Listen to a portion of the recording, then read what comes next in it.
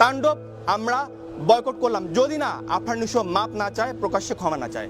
একই শাকিব খান বক্তরা একটি সূত্রের মাধ্যমে বলছে তাণ্ডব সিনেমা বয়কট করবে, কারণ এর মধ্যে আপনারা দেখেছেন আফরান নিশো আমাদের শাকিব খানকে শুয়ের মাধ্যমে অপমান করছে এবং হাসি টাটকা করছে।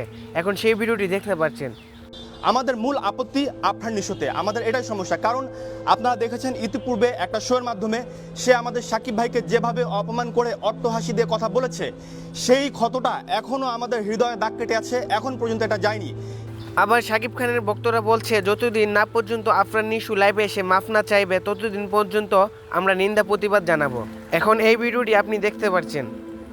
যতদিন না পর্যন্ত সে লাইভে এসে সরাসরি ক্ষমা চেয়ে, মাপ চেয়ে এবং সাকিবিয়ানদেরকে সরি না বলবে আমাদের ভেতর থেকে, এটা কিন্তু কখনোই যাবে না। তো তাই মেগাস্টার শাকিব খানের বক্তরা তাণ্ডব সিনেমা বয়কট করবে যদি আফরান নিশু লাইভে এসে মাফ না চায়। সো গাইস, আপনারা কি বলছেন? আফরান নিশু কি অবশ্যই শাকিব খানের কাছে মাফ চাওয়া দরকার? কমেন্ট বক্সে জানিয়ে দিবেন। আর ভিডিওর কিছু অংশ জায়গায় যদি আপনার পছন্দ হয় তাহলে অবশ্যই প্লিজ সাবস্ক্রাইব করবেন।